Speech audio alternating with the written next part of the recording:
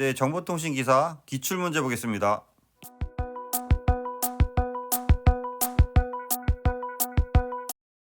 좀 더 많은 자료를 원하시는 분은 보시는 카페에 오시면 체계적으로 자료가 정리되어 있습니다. 네, 시작하겠습니다.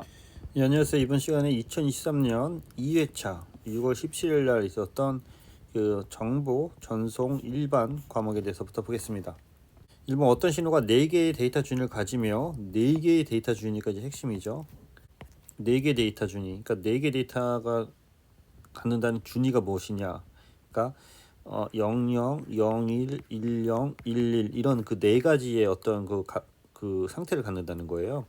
요거를 이제 4비트인지 아니면 로그2의 m에서 로그2의 m이 산지 또는 m이 산지 로그2의 m 자체가 산지를 이해하셔야 되는 거죠. 그래서 4개 준위가 4개 상태가 있다. 그래서 펄스를 1ms일 때 전송률은 해서 우리가 변조 속도는 이제 보드라고 하죠. 변조 시 상태 변화 수분의 신호 속도가 돼서 보드는 t분의 1이 되고 t는 보드분의 1이 됩니다. 그래서 1ms이기 때문에 보드는 t분의 1이 돼서 1ms분의 1하면 처음 보드가 쉽게 나오고요. 비트 전송률은 bps가 되는 거죠. bps는 보드의 로그2의 m이 되는 거죠. 그래서 여기다가 m에다가 4를 놓고 1000을 넣으면은 쉽게 2000 bps를 구할 수 있습니다. 부족한 부분은 이제 보드 bps 변환 부분을 참조하시고요. 2번 데이터 신호 처리 과정에 나타난 얼리어싱 현상에 대해서 틀린 것은 그래서 표본화율 나이키스툴보다 낮으면 발생한다.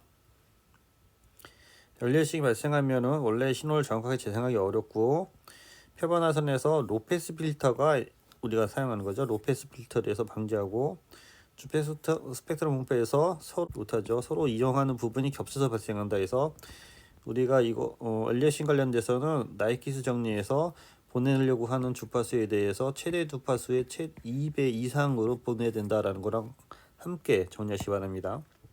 3번 2비트 데이터 크기가 4준위 4개의 상태를 그 준위인데요. 4준위 신호 중 하나에 속하는 2비트 패턴으로 한 개의 신호 요소를 부호하는 회선 부호는 무엇인가? 그래서 이게 2B 플러스 1Q 신호가 돼서요. 이렇게 보면은 두 개의 그 비트에서 앞에는 이전 비트랑 관계 있는 거고 뒤에는 이걸 갖고 이전 비트 펄스에 대해서 1이냐 3이냐 또는 플러스 1이냐 마이너스 3이냐를 나타나는 신호 체계입니다. 그래서 이런 거를 2B1Q 신호 체계라고 하죠. 4번 다음 헬에서 출력 X의 부식은 이런 걸 따라가면 돼요. A이고 B인데 O하니까 A, O와 B의 앞에 낫이 있고 이거는 B가 그대로 오고 C 낫이 들어가는 거죠. 그대로 오는 거 B가 그대로 오고 C는 낫이 되는 건데 O와의 전체적으로 낫이 되는 거죠. 이거를 같이 또 AND로 붙이는데 AND에 또 낫이 되는 거죠. 그래서 이 두 개가 A 플러스 B의 낫의 AND고 B 플러스 C 바의 낫에 전체적으로 낫이 있다 해서 이게 되는 거죠. 그래서 이 낫이 앞으로 들어가니까 요게 AND가 이제 플러스로 바뀌고 낫이 같이 지워지니까 이렇게 A 플러스 B에 B 플러스 C가 되는 거죠. 그래서 얘를 풀어주면은 B랑 B랑 겹치기 때문에 A 플러스 B 플러스 C 바가 되는 거죠. 네, 5번 다음 그림의 혈의 명칭은 그래서 이거 얘를 한번 얘도 적어줘야 되는데요. A에 B에 익스클러시브 오화가 되는 거고요. 요 밑에 거는 A가 낫이 되는 거고 AND 그 다음에 이제 B가 되는 거죠. 그러면은 요거에 대해서 전체적으로 한번 풀어주는 게 좋은데 여기 X가 빠졌죠. 옮기면서 좀 이게 자꾸 빠지네요. 그래서 논리식으로 보면은 이런 논리식이 나오는 거고 여기서 00하고 0이라고 10하고 11일 때 상태 수가 어떤지를 보면 되는데요. 여기 보시면은 00일 때 또는 01일 때 보했을 때 여기는 1이 되고 여기는 1이 안 되기 때문에 감산기가 아닌 걸로 알 수 있어요.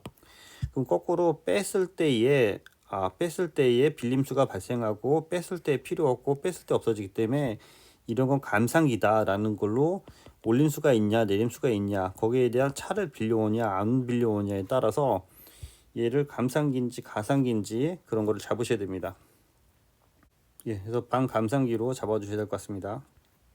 6번 통신용 중계 케이블의 통화 전압이 55V이고 잡음 전압이 0.55V이면 잡음 레벨은 그래서 이거는 볼트로 우리가 SNR은 10누구의 SNB가 되는데 여기서 보면 볼트로 나오기 때문에 볼트는 그 파워를 했을 때는 10누구가 기준이고 볼트는 P랑 V랑 V의 제곱에 비례하기 때문에 얘를 신호음은 V의 제곱으로 잡아줘야 되는 거죠. 그래서 V의 제곱에 대해서 2가 앞으로 나오기 때문에 20누구로 풀어줘야 되는 게 핵심이고요. 그래서 20누구에 0.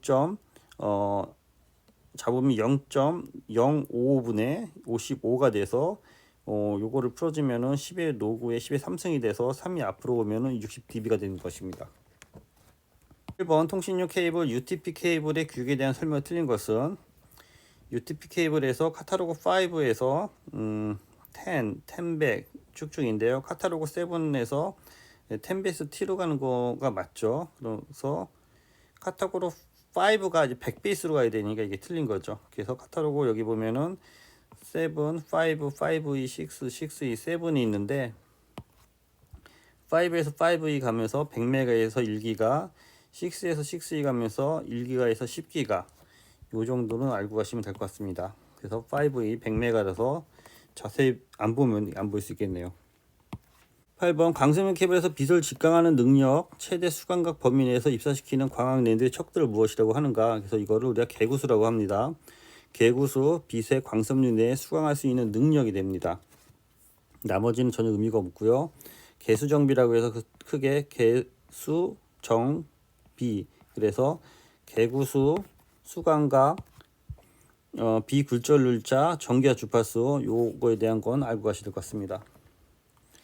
9번 인공위성이나 우주비행차와 같이 매우 빠른 속도로 운동하는 경우 전파 진원의 이동에 따라 수신 주파수가 변하는 현상, 이런 걸 우리가 이제 도플러 현상이라고 하는데요. 저를 이동할 때 어떠한 그 이동통신 전화를 한 것처럼 전파의 광이나 음의 발생이 관측 지점에서부터 이동하면서 주파수가 변하는 현상, 그걸 이제 도플러 현상이라고 보면 되겠습니다.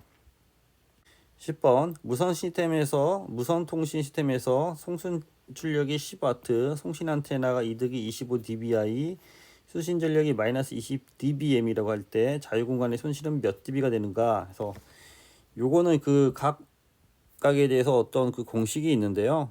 간단히 얘기하면은 송신 안테나 파워, 송신 게인, 수신 안테나 파워에서 자유 공간에 대한 손실을 빼줘야 되는 거고, 그게 이제 수신 안테나가 되는데 요런 안테나가 있는 거죠. 송신에서 파워를 쏴서 수신에서 파워를 받을 때 여기서 송신에서 쏘는 파워, 수신에서 받는 파워, 이것에 대한 어떠한 그 개인 값을 더해서 요 안에 있는 자유 공간의 손실을 빼줘야 되는 거죠. 요거는 별도 강의가 있으니까 별도 강의를 찾아서 이제 그 보시면 될 것 같고요. 그래서 송신 안테나의 파워에서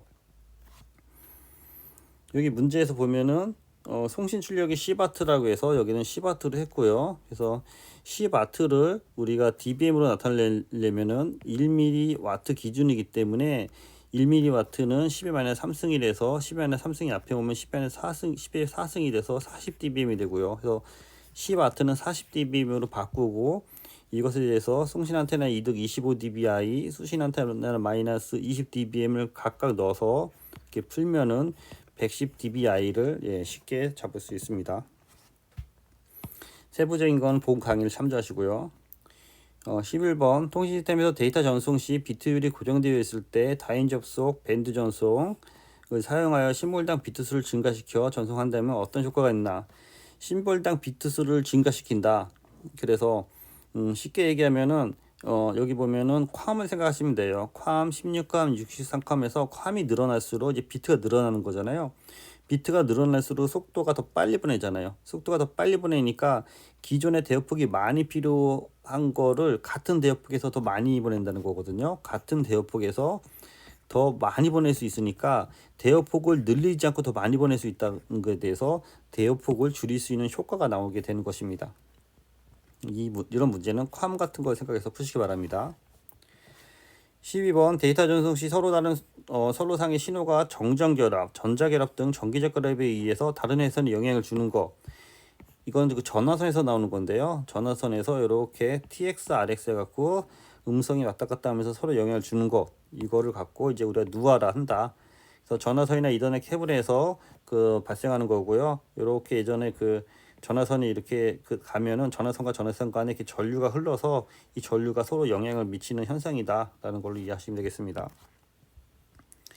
14번 데이터 통신의 다중화 기법중 시분할에 대한 설명을 틀린 것은 시분할 시간을 나눠 쓴다. 그래서 시간에 대한 동기가 필요하고 수신 비트 및 프레임 동기가 필요하다. 채널 간의 간섭을 줄이기 위해 보호 대역이 필요하다. 채널 간의 간섭을 줄이기 위해 여기 보면은 채널 간의 간섭을 줄이기 위해 보호 대역이 필요한 거는 FDM 방식에서 가드밴드가 필요하다라는 거고요. 1번은 데이터 프레임의 구성 시 오버헤드가 커서 데이터 전송 효율이 떨어질 수 있다. 그래서 보호 대역은 여기 보면 가드 채널은 FDM에서 얘기하는 겁니다. 14번 주파수의 OFDM과 FDM에 대한 설명을 적합하지 않은 것은 여기 보면 그 FDM 대비 OFDM을 이렇게 쓰면서 저 대역폭을 더 효율적으로 쓸 수 있는 거죠.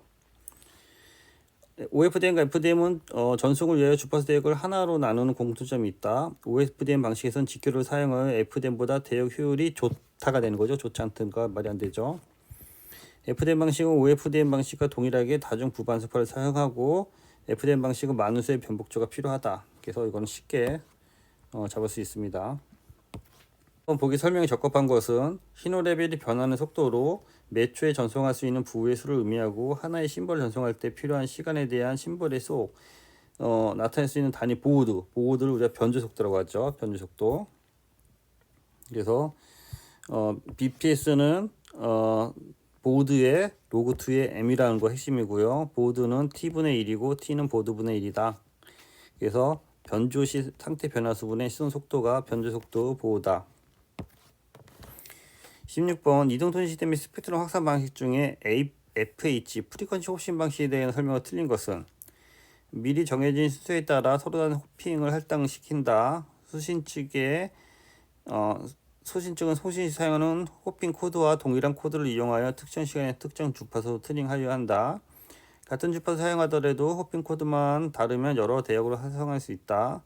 동일 지역에서 서로 다른 도약 시퀀스에 의해 네트워크를 분리할 수 있는 거죠. 그래서 이렇게 보면은 주파수가 이렇게 호핑해서 이렇게 가는 방식이 되겠습니다. 참조하시고요. 이동통신에서 반사파에 의해서 주기가 짧고 도심 지역에 있는 거 이거를 셔턴 페이딩, 슬로우 페이딩, 라시안 페이딩 구분해서 참조하시고요. 18번 주기 신호가 300Hz, 400Hz, 500Hz 주파수를 갖는 3개 정연파에 분해될 경우 대역폭은 최고 주파수 빼기 최저 주파수가 되는 거기 때문에 500에서 300을 빼면 200인 것을 알 수 있습니다. 19번 입력 측 시료대 잡음이 15dB고 시스템의 잡음 지수가 11대.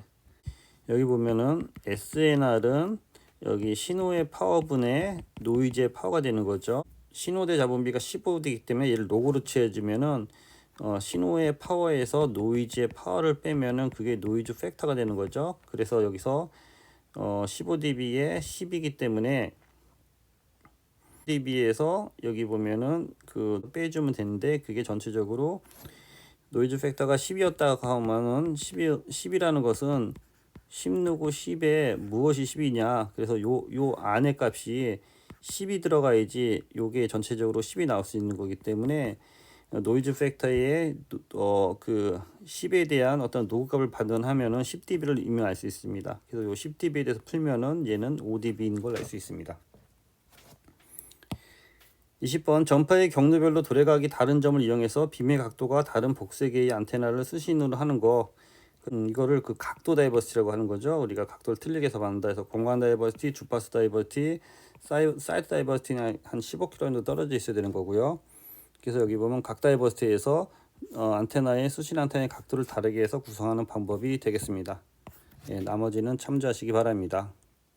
네, 수고했습니다.